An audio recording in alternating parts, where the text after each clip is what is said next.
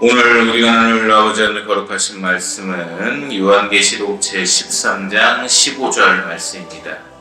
오늘 우리가 나눌 아버지 하나님 거룩하신 말씀 신약성경 요한계시록 제13장 15절 말씀입니다.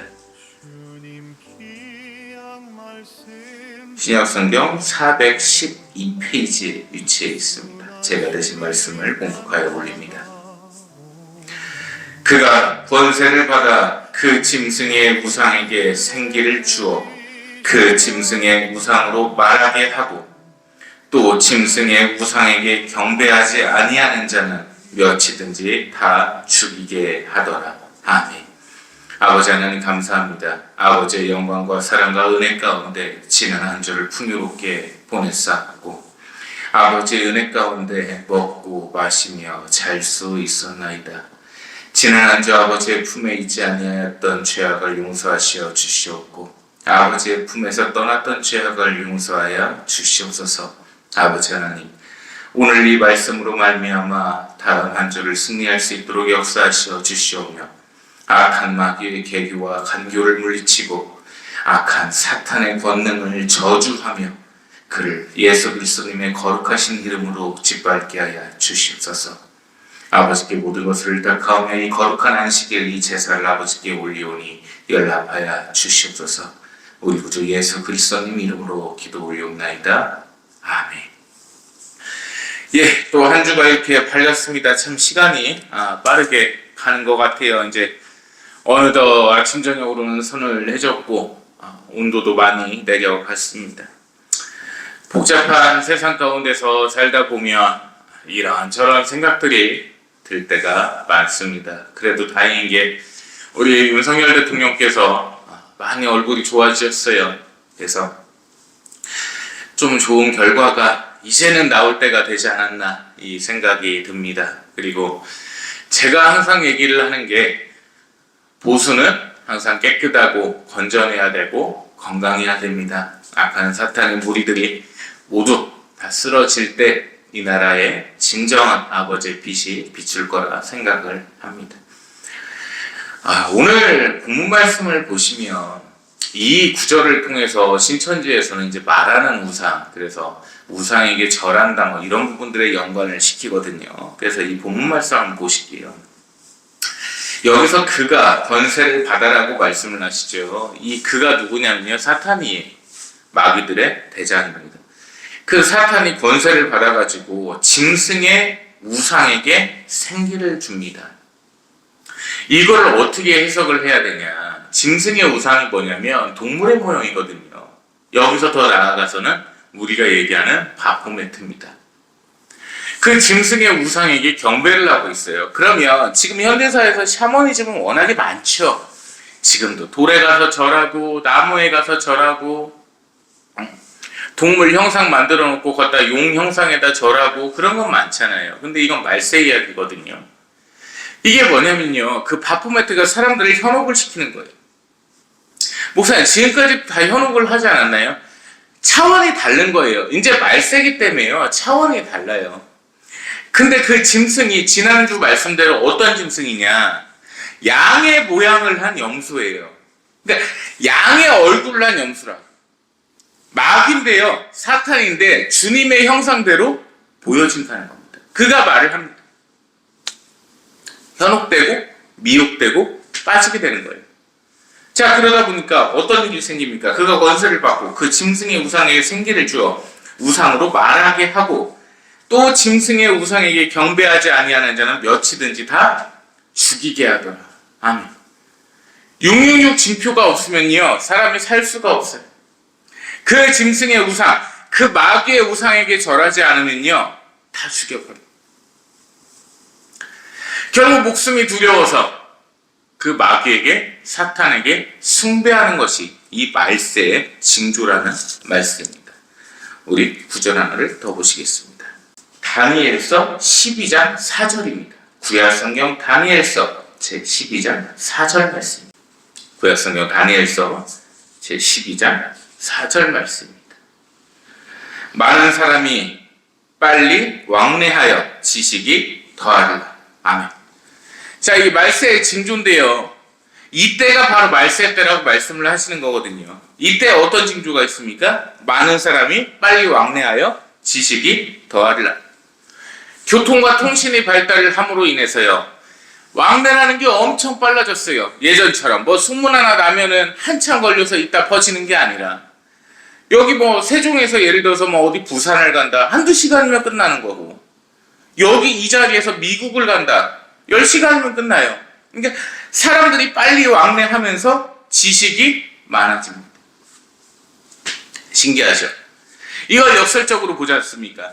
지식이 많으면 당연히 아버지 앞에 순종을 하고, 이 성경이 뭔지를 깨닫고, 이게 말씀이 뭔지를 깨닫고 하나님 앞에 엎드릴 것 같은데요, 그 지식이 많아지는 가운데 사탄에게 경배를 하고 있다는 거예요. 내 백성이 지식이 없어 망하는도다. 그거 대치가 되죠. 그 지식은 하나님을 아는 지식. 다니엘서의 말씀은요, 전제 조건이 붙었어요. 많은 사람이 빨리 왕래한다. 이거는 교통과 통신의 발달입니다. 즉 세상적 지식입니다. 이 다니엘서 9절이 되게 중요한 게 뭐냐면, 과학과 통신을 하나님보다 위로 생각을 해버립니다. 그래서 많은 사람이 빨리 왕래를 하면서 지식이 더해진다는 거예요. 교류를 하면서 지식이 더해진다, 이 말씀이에요. 사람과의 지식, 세상에 대한 지식입니다. 아버지 하나님에 대한 지식은 없어요. 그게 말세의 징조라는 거지요. 우리 누가복음 17장으로 넘어가 보겠습니다. 누가복음 17장 26절부터 보실 텐데요. 화면 띄워주시고 찾아주시면 되겠습니다. 누가복음 제17장입니다. 노아의 때에 된 것과 같이 인자의 때에도 그러하리라. 자, 어떤 때가요? 노아 선생님의 그 홍수 심판 때 된 것처럼 예수 그리스도님, 우리 성자 하나님께서 이 땅에 재림하실 때가 똑같다고 하시는데요. 27절을 보시죠. 노아가 방주에 들어가던 날까지 사람들이 먹고 마시고 장가들고 시집가더니 홍수가 나서 그들을 다 멸망시켰으며, 이어서 집중해서 보십시다. 또 롯의 때와 같이 같으리니 사람들이 먹고 마시고 사고 팔고 심고 집을 짓더니 롯이 소돔에서 나가던 날에 하늘로부터 불과 유황이 비오듯 하여 그들을 멸망시켰느니라. 이어서 보십니다. 인자가 나타나는 날에도 이러하리라. 아멘. 우리가 무슨 뭐 SF 영화처럼요, 이게 뭐 기이한 현상이 발생돼가지고 이제 오시나 보다, 이게 아니라니까요. 똑같았어요. 노아 선생님의 그 홍수 심판 때도 다 먹고 마시고 장가가고 시집가고 집을 짓고 사고 팔고 방탕하고 다 똑같았어요. 그냥 똑같은 일상 속에서 갑자기 심판이 내리신 거예요. 똑같습니다. 이 말세에도요, 예수님의 재림 때도 똑같습니다.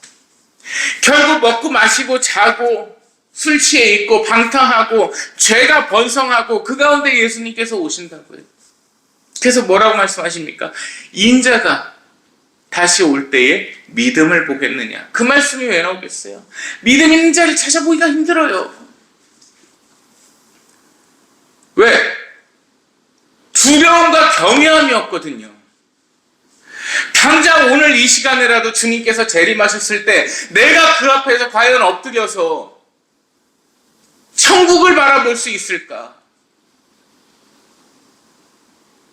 두려움이 없어요. 아버지 하나님을 경외함이 없다, 이 말입니다.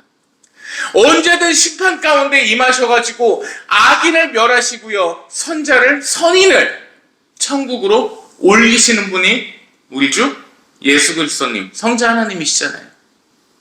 근데 그 성자 하나님을 두려움이 없고 경외함이 없다고요. 경외함이 없으니까 예수 거리고 노래부터 그래. 그렇게 된 거예요. 결국에는 경외함이 없으니까 세상을 막 살게 되죠. 아버지 하나님이 어디 계셔? 아이고, 예수님 오신다는 건 옛날 얘기겠지. 그러니까 뭐가 나왔어요? 사신론이라는 게 나왔습니다. 신은 죽었다. 또 문자론이 나왔어요. 예수님의 재림은 글자로만 써 있는 거다.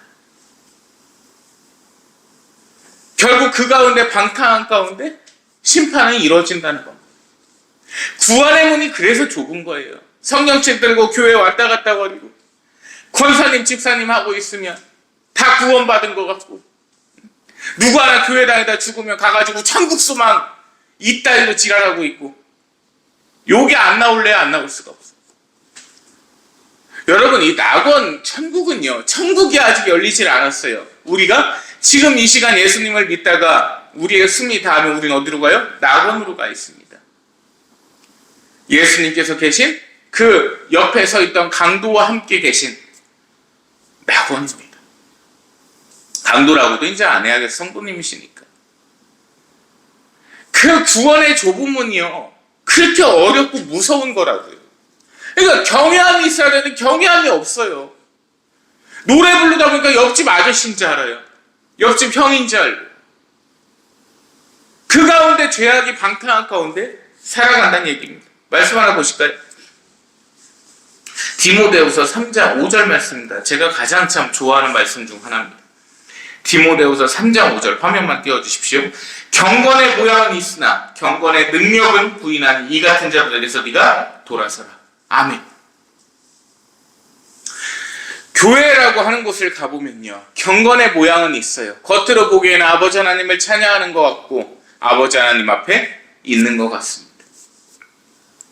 그러나 현실은 어떻습니까? 경건의 능력은 부인합니다. 예수님께서 이 땅에 재림하시며 아버지께서 하루하루를 인도하시고 역사하시고 심판하시고 우리 가운데 풍족한 은혜를 내리시고 우리 가운데 잘못하신 것을 심판하는 그 아버지의 능력은 부인해버립니다. 모양만 있어요. 이게 황소의 동상을 세워놓고 비는 것과 뭐가 다를까요? 뭐가 다르냐는 거예요. 아버지 하나님의 능력을 부인하고 경건의 능력, 말 그대로 경건의 그 신비로움, 신학에서는 비밀의 교제라고 표현을 합니다. 그 비밀을 무시를 해버리는데 무슨 은혜가 있고 무슨 천국을 바라보고 무슨 낙원을 바라보고 무슨 강복을 바라보고 경외함이 없잖아요. 신성 모독하는 것들이 얼마나 많은지 아십니까? 감히 예수님을 아무한테나 갖다 대고 비교하고,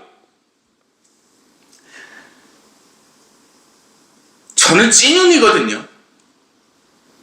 윤석열 대통령님을 뭐 예수님에 갖다 대고, 미친놈들이에요. 그건 저주받을 놈들입니다. 여러분, 하나님께서는요, 만물을 창조하신 분이시고요, 우리는 일개 피조물에 불과한 그냥 죄악 많은 인간들일 뿐인 겁니다. 사람이 뭘 대단해요? 아무것도 대단할 게 없어요. 내가 가진 게 다 내 것 같죠. 그렇게 사니까 죄가 번성하는 겁니다. 인정을 하지를 않고요, 아버지 앞에 엎드릴 줄 몰라요. 그러니까 그렇게 사는 겁니다. 이 말세의 징조는요, 분명합니다. 경건의 능력을 부인해버리니까 거기서 신성 모독이 나와버리고 죄가 왕성하게 되는 거고요, 방탕하게 살다가 먹고 자고 마시고 그러다가 심판을 맞게 되는 거예요. 무섭지 않습니까? 내가 방탕하게 일상처럼 살고 있는 와중에 주님께서 오셔서 나를 심판하신다 생각을 하면 그보다 무서운 게 어디 있겠습니까? 말씀 하나 더 보시겠습니다. 베드로후서 3장 3절입니다. 베드로후서 3장 3절입니다. 먼저 이것을 알지니 말세에 조롱하는 자들이 와서 자기의 정욕을 따라 행하며 조롱하며 이르되 주께서 강림하신다는 약속이 어디 있느냐, 조상들이 잔으로부터 만물이 처음 창조될 때와 같이 그냥 있다 하니. 아멘. 이들이 신성을 모독하는 자들이고요, 예수님을 부인하는 자들입니다. 근데 이들이 99%예요. 이들이 다스려. 아까 얘기했던 그 문자론과 문자설과 똑같은 거예요. 그냥 글에만 쓰여 있는 거지. 노아 선생이 돌아가셨을 때부터, 아브라함 선생님께서 돌아가셨을 때부터, 그때부터 지금까지 평온한데 무슨 일이 있느냐, 이렇게 얘기하는.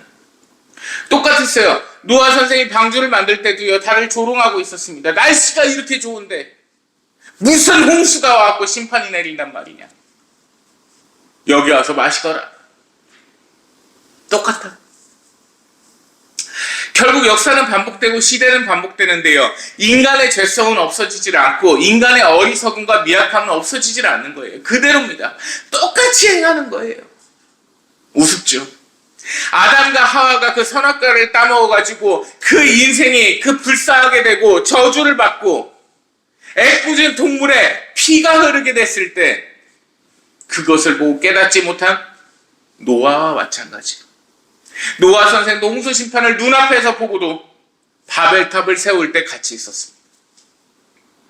똑같습니다. 분명 무수히 많은 죄들이 잘못됨을 알매도 다윗 왕께서도 밧세바를 탐하게 되셨습니다. 십계명을 그분이 모르셨을까요? 모세 선지자님 때부터 십계명은 있었어요.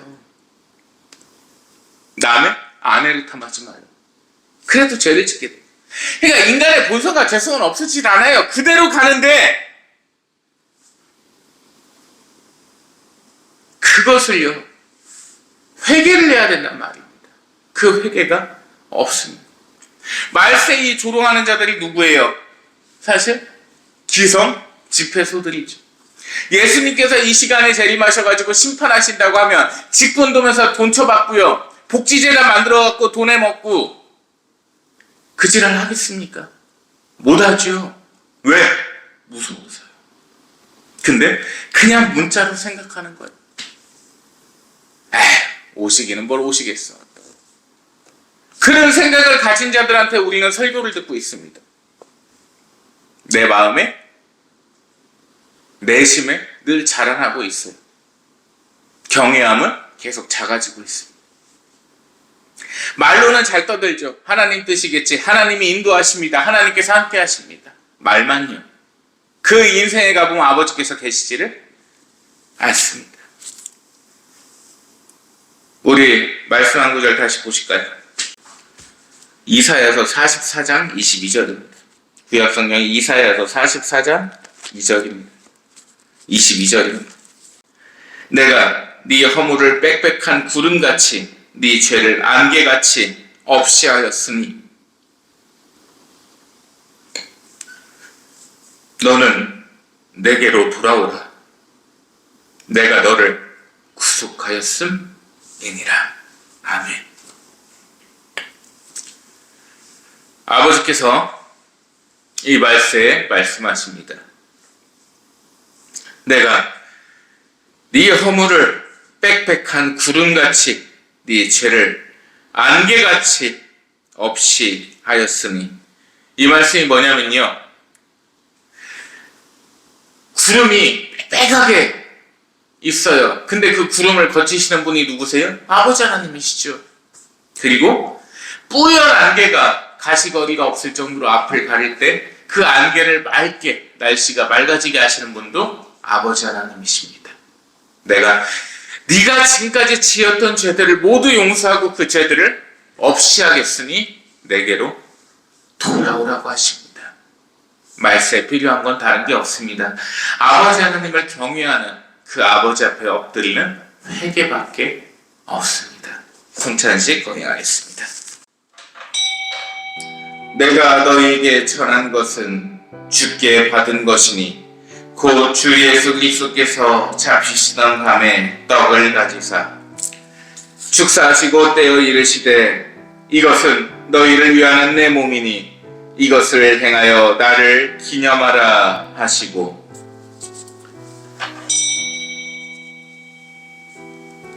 식후에 또한 그와 같이 잔을 가지시고 이르시되 이 잔은 내 피로 세운 새 언약이니 이것을 행하여 마실 때마다 나를 기념하라 하셨느니라. 아멘. 신앙의 신비여, 주님께서 오실 때까지 주님의 죽음을 전하며 부활을 선포하나이다. 아멘.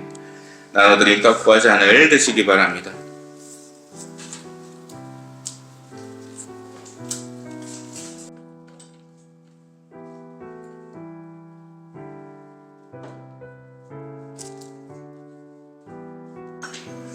내가 네 허물을 빽빽한 구름같이 네 죄를 안개같이 없이 하였으니 너는 내게로 돌아오라.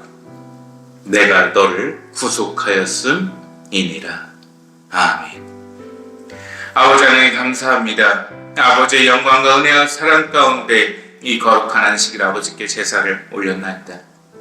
아버지 하나님, 이 한 주 아버지의 은혜 가운데 살게 하여 주시옵고 아버지의 은혜 가운데 먹고 마시게 하여 주시오며 풍요로워지는 은혜 가운데에 오늘보다 내일, 내일보다 모레, 모레보다 글비더 더 큰 영광과 감사와 찬양을 아버지께 올릴 수 있도록 윤택한 하루하루 가운데 이끄시어 주시옵소서. 모든 것이 아버지께 일사오니 아버지 앞에 엎드리며 아버지의 편에 서 있나이다. 아버지의 편을 떠나지 말게 하여 주시옵고 오직 아버지를 붙들게 하여 주시옵소서. 거룩하시며 영원하신 우리 구주 성자 하나님이신 예수 그리스도님의 그 거룩하시고도 귀하신 이름으로 기도 올리옵나이다. 아멘. 이제는 우리를 죄에서 구원하시고 우리를 영원히 이끄신 아버지 하나님의 은혜와 언제나 우리를 위해 은혜를 베푸시는 성자 하나님의 크신 은혜와 언제나 우리를 이끄시며 도우시는 성령 하나님의 은혜가 이 시간 아버지 앞에 엎드린 아버지의 거룩한 백성들 머리 위에, 특별히 우리 윤석열 대통령의 머리 위에, 그 앞길 위에 이제로부터 영원 무궁토록 항상 함께 계실지어다. 아멘.